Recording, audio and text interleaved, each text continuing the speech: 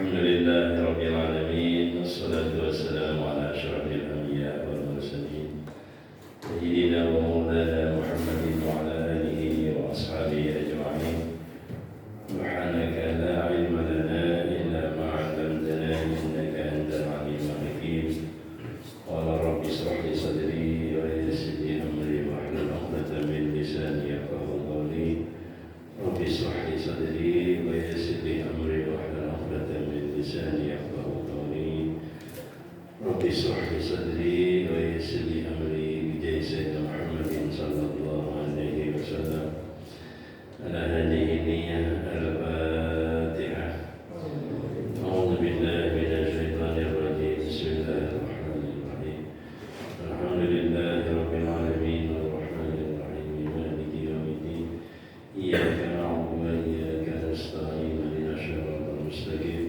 صراط الذين أنعمت عليهم غير المغضوب عليهم.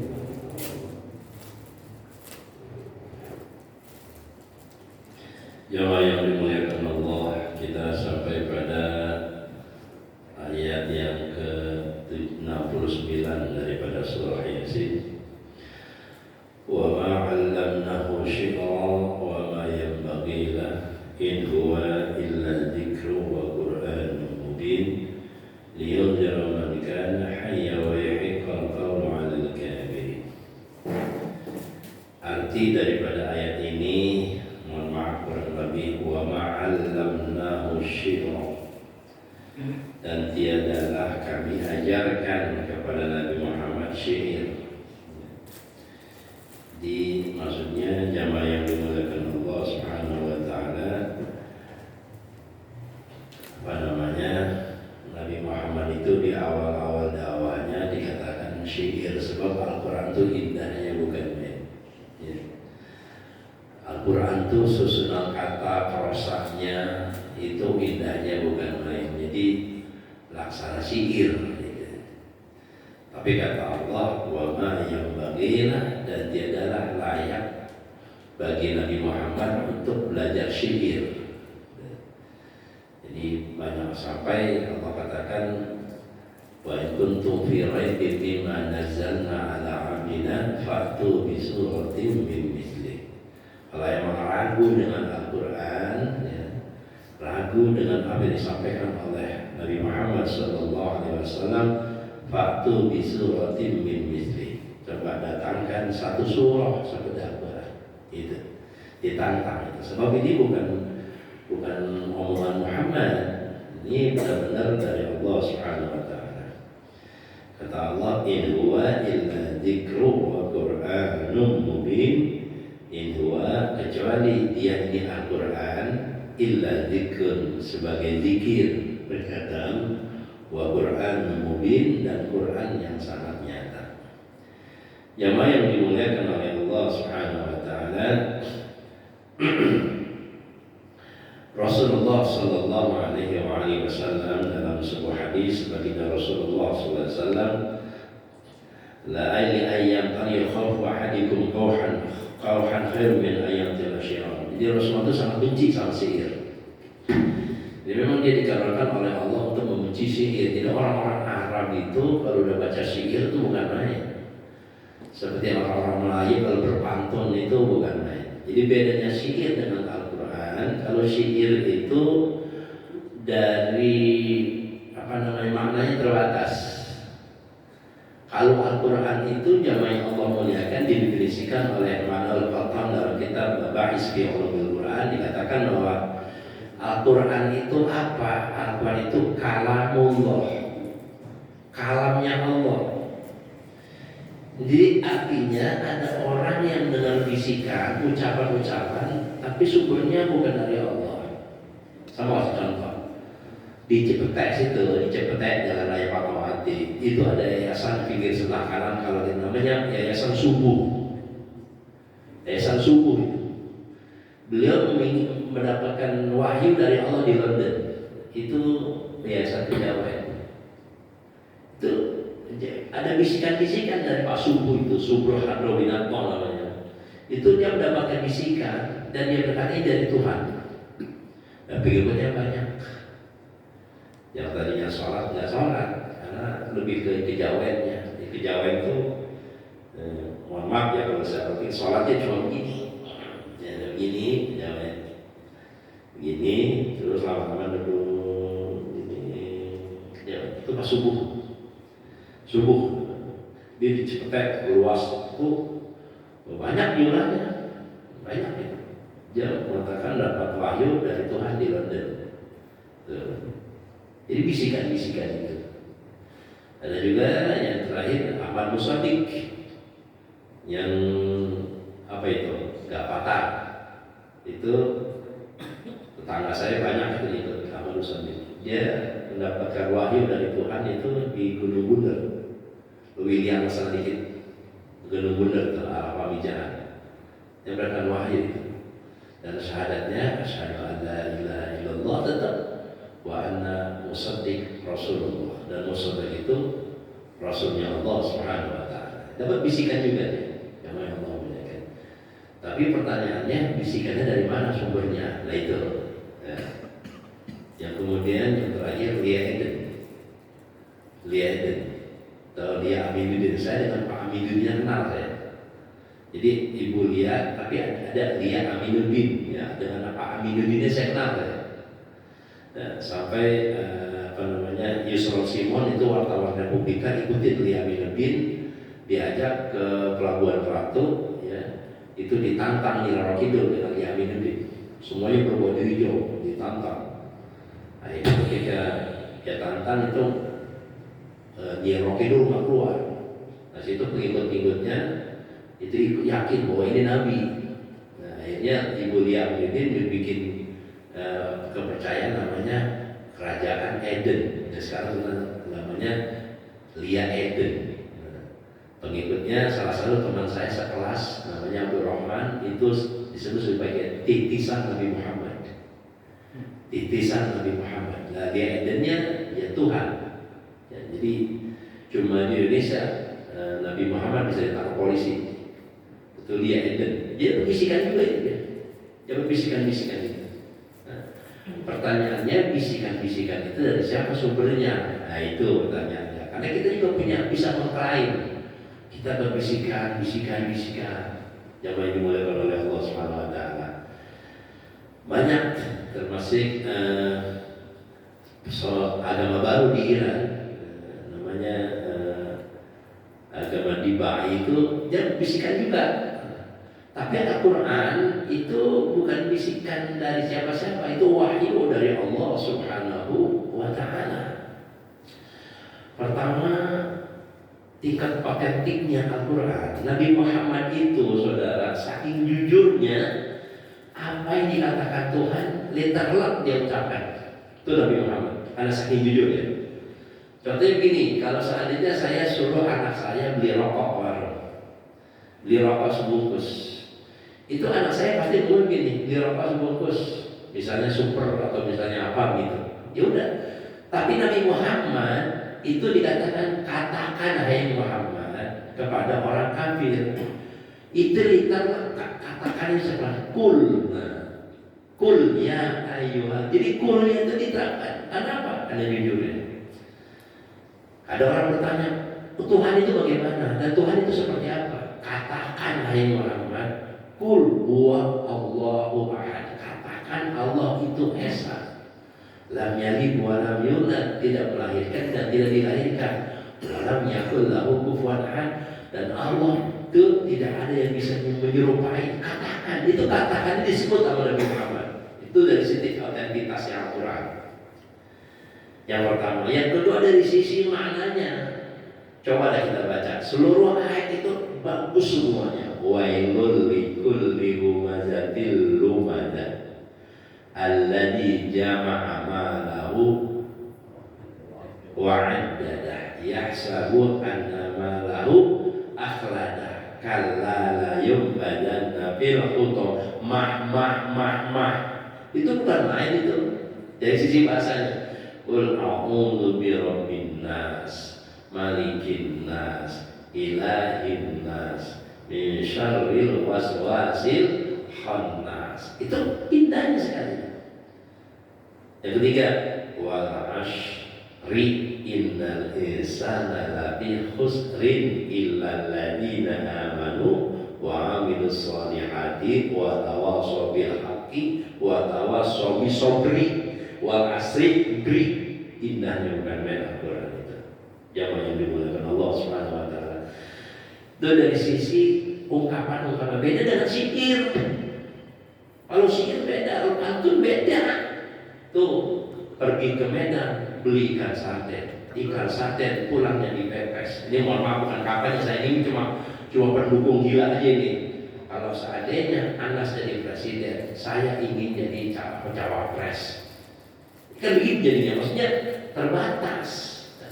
Yang ketiga, karena dia kalamullah, maka jamaah yang Allah muliakan, yang ngerti makna hakiki dari Al-Quran itu cuma Allah.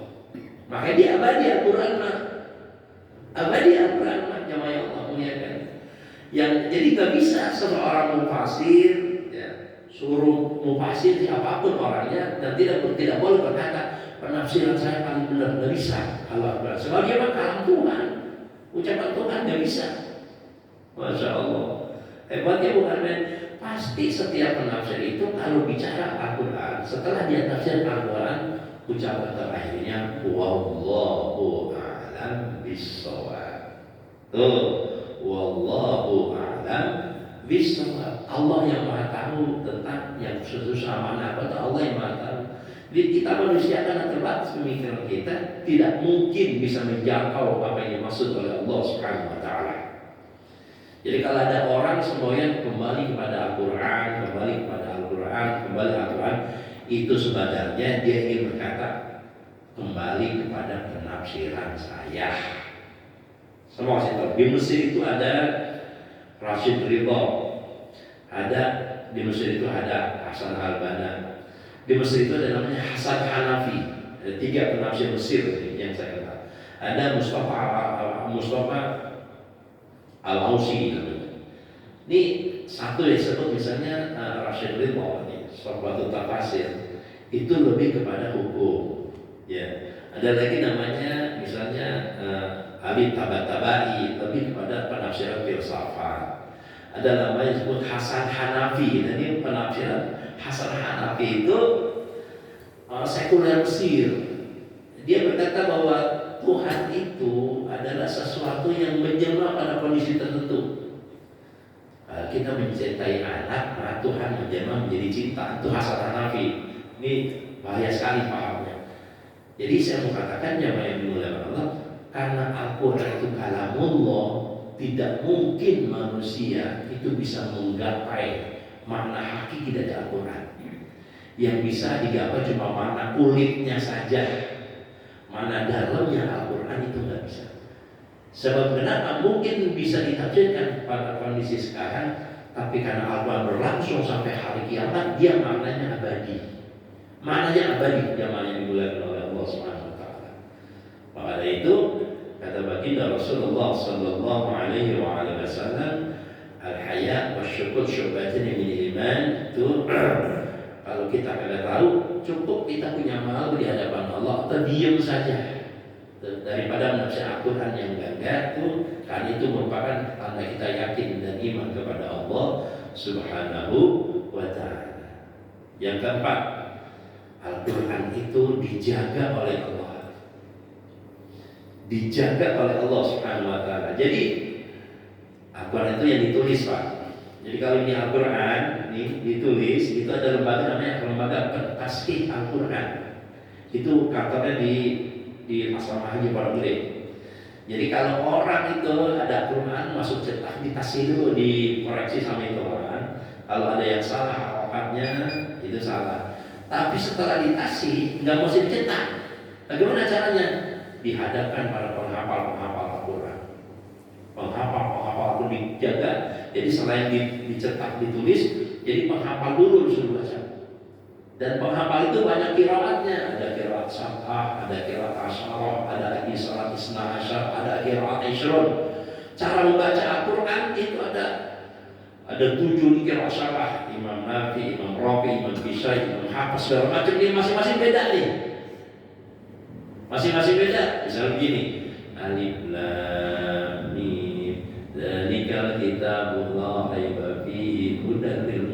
Rahim. Alladzina yu'minuna bima yu'minuna, dibaca alladzina yu'minuna bima. Nah, dibaca yu'nya itu qiraah gitu. Jadi itu benar-benar itu cara dijaganya oleh Allah tuh Al-Qur'an seperti itu, Saudara yang dimuliakan Allah. Tuh. Maka dari itu kata Allah, inna nahnu nazzalna dzikra wa inna lahu lahafizun. Kami turunkan itu Al-Qur'an dan kami yang menjaganya. Makanya kita bersyukur, mudah-mudahan majelis kita Hafiz Al-Qur'an cepat jadi ini, bisa mencetak orang-orang ahli Al-Qur'an. Amin ya rabbal alamin. Yang selanjutnya saudara, Al-Qur'an itu kalau kita hafal, dia narik kita. Narik kita. Jadi orang yang, kalau kita kan yang tua-tua ini kan udah susah hafal. Betul nggak gitu? Susah setengah mati hafal karena kali urusan-urusan dunia dan segala macam. Tapi kalau orang yang semangat menghafal Al-Quran, saudara, itu kalau satu dia hafal, jadi ada kunci Al-Quran. Di sebelum menghafal semuanya itu ada kuncinya. Pertama surah Yusuf, kuncinya. Yang kedua Al-Kahfi, yang ketiga Yasin, yang keempat Al-Waqiah, yang kelima Ar-Rahman, yang keenam Al-Mulk. Ini 6 dulu dihafal. Ini kuncinya nih. Di hafal 6 ini buka semuanya, Pak. Cara menghafalnya begitu. Saya tahu dari anak saya. Ini anak saya pesantren. Mohon maaf, yang Allah muliakan, sekolah nggak masuk. Jadi pelajaran susah anak saya. Pelajaran susah. Dia bilang, aku mau hafal Quran aja. Aku mau hafal Quran. Saya pesimis. Orang ada bisa sekolah, bagaimana hafal Quran? Alhamdulillah, ternyata ketika kuncinya ini dipegang sama dia 6 Quran ini, semuanya bisa gampang. Itu kenapa? Karena ditarik sama Quran. Itu hebatnya Allah Subhanallah. Yang selanjutnya Al-Quran 5 quri'ah. Al-Quran itu bagaimana niat kita bacanya. Tuh kata Imam Syafi'i, idil umumi alal Qur'ani ta'azzuman. Kalau kita puyeng yang bukan main, pikiran puyeng nih, Masya Allah. Tuh wadamu bil khudri kal akhdi. Wadamu bil hadi kal ukhdur. Air mata mengalir di atas pipi seperti tanah air. Saking susahnya hidup. Wa qadatil ahadu bisyudur, di pikiran dada jadi sempit sebab berapa banyak problema.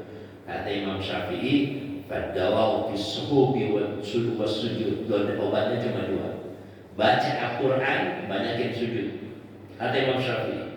Sebab dia siang sekali hatam, malam sekali hatam. Imam Syafi'i. Makanya kalau orang jelek-jelekin ulama-ulama mulia, Syafi'i, Hanafi, Hambali, Maliki, itu kayaknya terlalu sombong. Beliau itu siang sekali hatam, malam sekali hatam. Kalau kita setahun belum tentu hatam. Betul nggak gitu?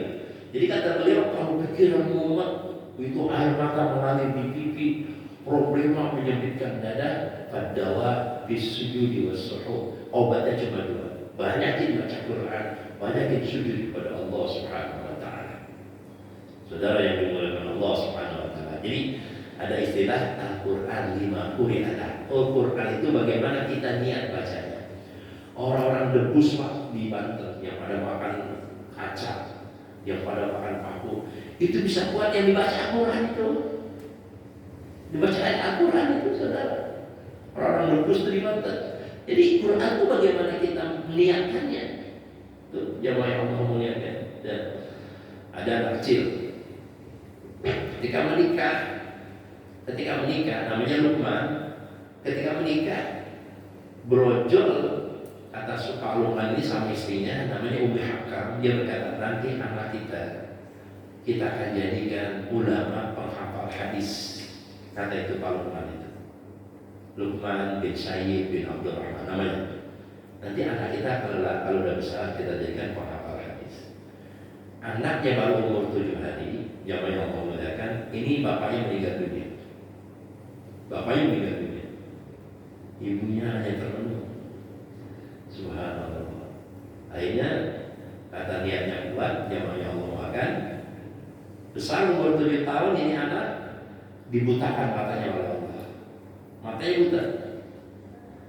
buta.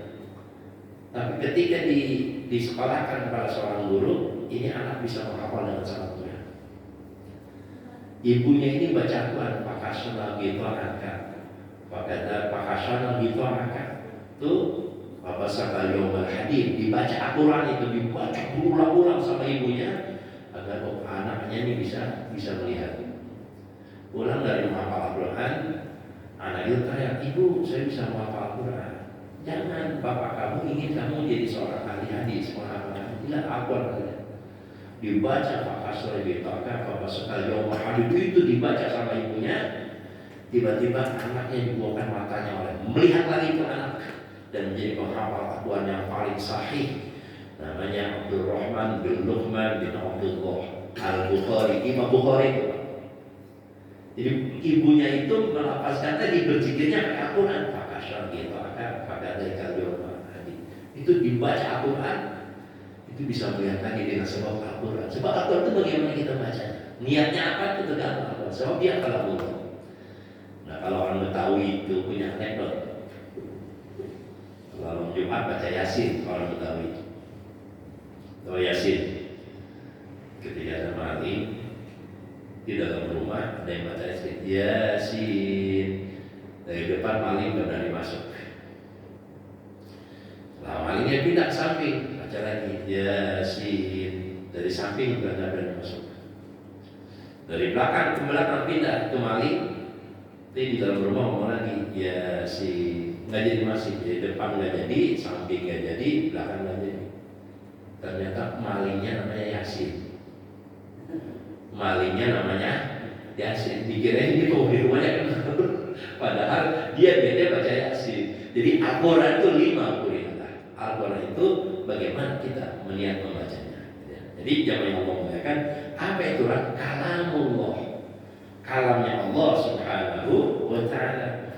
Tuh. Jadi bukan bisikan setan, bukan bisikan ini. Kayak tadi Pak Subuh, Pak Ahmad Musaddiq, Lia Aminuddin, itu bisikan juga, tapi itu bukan kalam Tuhan.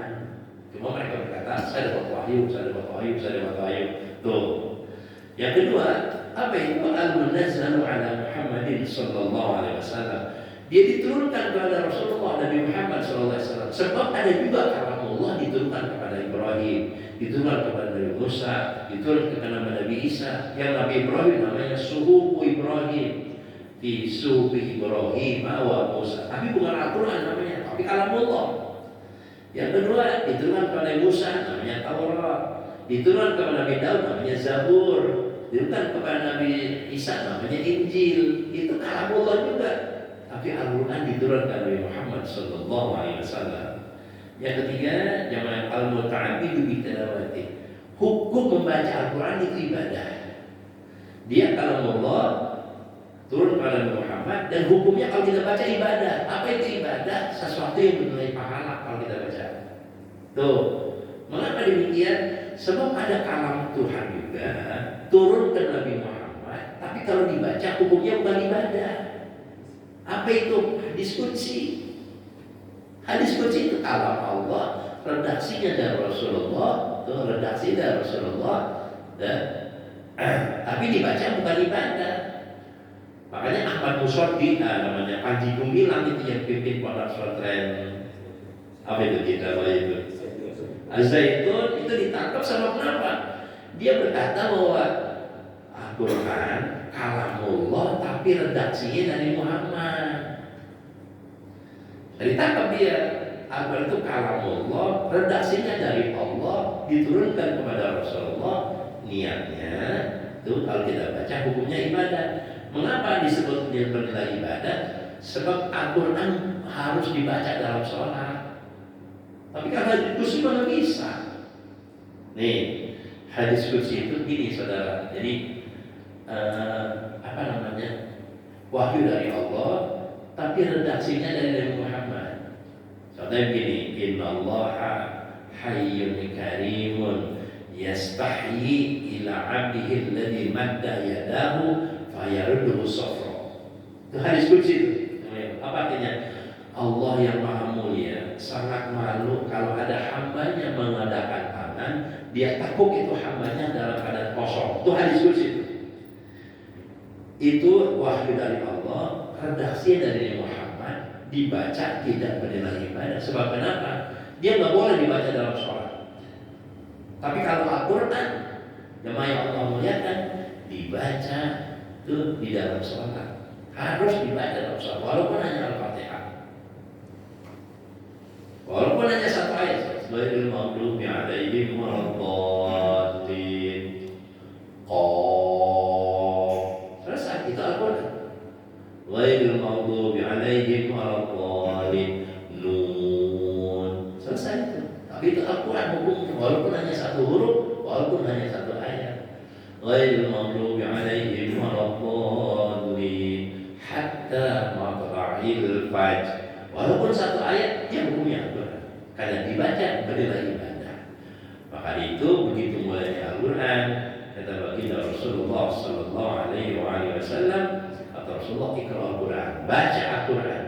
Fa innahu ya'ti yaumal qiyamah syafi'an li ashabi. Karena Al-Quran akan datang di hari kiamat memberikan syafaat buat orang yang membacanya. Itu hebatnya Al-Quran. Nah di sini katakan yang Allah kan, in huwa illa dzikru wa qur'anun mubin. Hadirin yang Allah muliakan, di dalam Al-Quran sendiri Allah menamakan Al-Quran banyak nama. Jadi di dalam Al-Quran sendiri, di dalam Al-Qurannya itu Allah menyebutkan Al-Quran dengan banyak nama. Pertama, Al-Kitab. Laqad anzalna ilaikum kitaban fihi dzikrukum. Kitab. Al-Quran itu kitab. Yang kedua adalah Al-Furqan. Tabarakalladzi biyadihi, tabarakalladzi nazzala al-furqana 'ala 'abdihi liyakunil 'alamin. Al-Furqan, pembeda Al-Quran itu yang dibolehkan oleh Allah. Yang ketiga, yang selanjutnya Al-Zikr. Inna nahnu nazzalna dzikra. Zikir itu Al-Quran. Jemaah. Yang keempat, At-Tanzil. Innahu la tanzilu rabbil 'alamin. Yang selanjutnya jamaah yang dimulakan Allah, An-Nur. Al-Quran itu cahaya. Ya ayuhan nasu qad ja'akum burhanun min rabbikum. Burhanun min rabbikum wa anzalna ilaikum nuran. Cahaya Al-Quran itu. Pokoknya orang yang sering baca Al-Quran insya Allah bercahaya itu wajahnya, insya Allah. Ada namanya Al-Quran itu sebagai Buddha, petunjuk, sifat penyembuh, rahmah, mau'izah. Quran itu namanya. Dalam Al-Quran, ya ayyuhan nas qad ja'akum mau'izatun min rabbikum wa shifaa, penyembuh. Saya punya teman dukun, Pak. Punya teman dukun. Tadi teman nongkrong ya, teman merokok, teman jalan dukun. Sekarang antri orang berobat sama dia. Saya bilang, ini bagaimana ceritanya ini? Jadi saya ngapalin ini. Dia bilang, saya ngambil ayat Al-Quran. Fa'in tawallaw faqul hasbiyallahu la ilaha illa huwa alaihi tawakkaltu wa huwa rabbul 'arsyil 'azim. Fa'in tawallaw faqul hasbiyallah. Kalau misalnya bergeser, mengkok, miring, faqul hasbiyallah. Ini dia, kalau ini ayat dia pakai buat urut. Tahu urut. Jadi kalau misalnya bengkok, diurut itu dia punya ini. Fa'in tawallaw faqul hasbiyallah la ilaha. Boleh kalau menjadi dukun, boleh dari amal itu. Fa'in tawallaw faqul hasbiyallah. Jadi amal itu cuma dia puasain 11 hari. Langsung tahu dia. Tapi jangan, tapi semua orang punya maziah, masing-masing jadi dukun semua lagi. Jangan, dia pada susah hidup itu bakal menjadi dukun tuh fa'in tawallaw faqul hasbiyallah. Jadi kalau dia urut tuh fa'in tawallaw faqul hasbiyallah. Saya amalin juga tapi nggak paham. Mungkin garis tangannya beda kali. Fa'in tawallaw wa shifaa, karena penyembuh Quran itu. Baik penyembuh penyembuh sakit zahir maupun penyembuh sakit batin. Tuh, udah warahmatul lil mu'minin, rahmat. Rahmat itu artinya bentuk kasih sayang Allah. Ada lagi mubin, qad ja'akum minallahi nur wa kitabun mubin. Nama Al-Quran adalah busyra, gembira. Musaddiqan lima baina yadayhi wa huwa busyra lil mu'minin. Quran, nama Quran, Aziz, Majid, Bashir, itu nama-nama Al-Quran. Dalam konteks ini dalam surah Yasin yang banyak Allah muliakan dikatakan kata Allah, in huwa illa dzikru wa qur'anun mubin. Hadirin jamaah yang dimuliakan oleh Allah Subhanahu wa taala.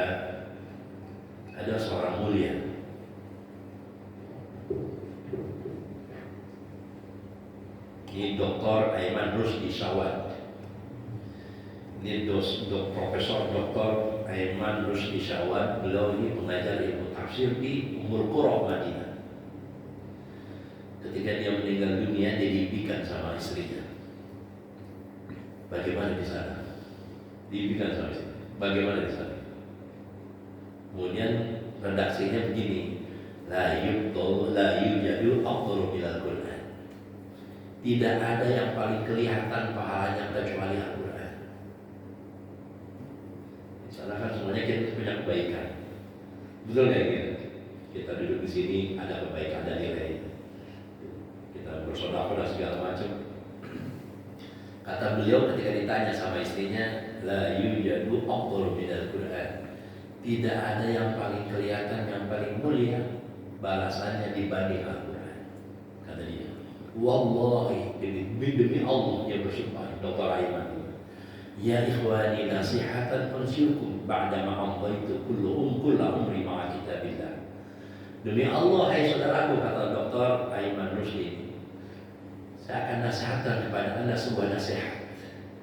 Ba'dama amdaitu kulla umri ma'a kitabillah. Setelah saya habiskan seluruh umur hidup saya bersama Al-Quran. Karena beliau bertakhasus khusus untuk dosen tafsir Al-Quran, karena profesor dokter di Al-Quran. Setelah saya habiskan seluruh umur saya bersama Al-Quran, lan tajidu afdal min Al-Qur'anil karim sahiban. Tidak akan kalian dapatkan sahabat sejati yang akan menemani kuburan kecuali Al-Quran. Kecuali Al-Quran, kata beliau. Ini saya baca teks Arabnya. Tidak ada teman sejati yang menemani kita di kuburan selain Al-Quran. Sebab kalau Al-Quran, saudara yang Allah lihat, beda dengan ibadah yang lain. Makanya dianjurkan. Beda Al-Quran mah, mohon maaf, jamaah yang Allah muliakan, ikhlasnya lebih banyak Al-Quran. Jadi nggak ada pretensi apa-apa kecuali Korea ya. Dia baca yang lagunya di lagu-lagu itu nggak ada pahalanya itu pahalanya sedikit karena kan yang diharapkan dunia. Betul nggak kira? Masya Allah. Di masjid saya itu, mohon maaf, di masjid saya itu ada kemarin maulid, baca apa namanya Al-Quran sejam di masjid saya itu di mana saya. Orang udah lama banget. Berceramah bisa. Masya Allah, kelamaan. Karena mungkin dia pikir semakin lama semakin banyak pahalanya. Akhirnya kata Paulus, hasil separuh aja dah. Lama banget. Kasih separuh aja. Lamanya bukan kan. Orang udah kan kita bergetar. Sebab apa? Lama-lama bosan. Paham betul ya? Akhirnya dikasih separuh. Lalu kata Paulus, jangan diundang lagi. Dia pikir makin lama makin gede pahalanya. Udah potong aja. Orang udah bete-nya bukan main. Jadi kalau kayak gitu tuh nggak masuk. Tak kata beliau ini Dr. Aiman Rusdi, Al-Quran itu kalau kita baca nggak ada pretensi ngapain-ngapain. Mohon maaf jamaah yang Allah muliakan. Dengerin kata Imam Syafi'i, idza istaghalta bil Quran, kalau kita sibukkan diri kita dengan Al-Quran, fa inna Allah yuridu an yuhadditsaka. Allah ingin bicara sama kita. Jadi kalau Allah tanamkan kalimat membaca Al-Quran, itu sebenarnya Allah ingin lama-lama bicara dengan kita. Idza istaghalta nafsaka bidzikri, kalau Anda sibukkan diri Anda dengan zikir, itu fa inna Allah yuridu an yudzakiraka. Allah ingin mengingat Anda. Jastawalta nafsaka bidu'a, kata Imam Syafi'i. Kalau Anda sibukkan Anda dengan doa, fa inna Allah yuridu an yu'tiyaka. Semuanya Allah ingin memberi Anda dari doa-doa itu. Yang terakhir yang keempat, jastawalta nafsaka bidunya. Tapi kalau Anda sibukkan diri Anda dengan dunia, fa inna Allah yuridu an yubaidaka. Allah ingin menjauh dari Anda. Kata Imam Syafi'i. Wa jastawalta nafsaka bi'aibi ghairika. Kalau Anda sibukkan diri Anda menggunjing aib orang lain, fa inna Allah yuridu an yuhinaka. Allah ingin menghinakan Anda. Bayangkan itu saudara yang dimuliakan oleh Allah Subhanahu wa taala. Begitu mulainya Al-Quran. Makanya kata Dr. Aiman Rusdi, tidak ada sahabat sejati yang paling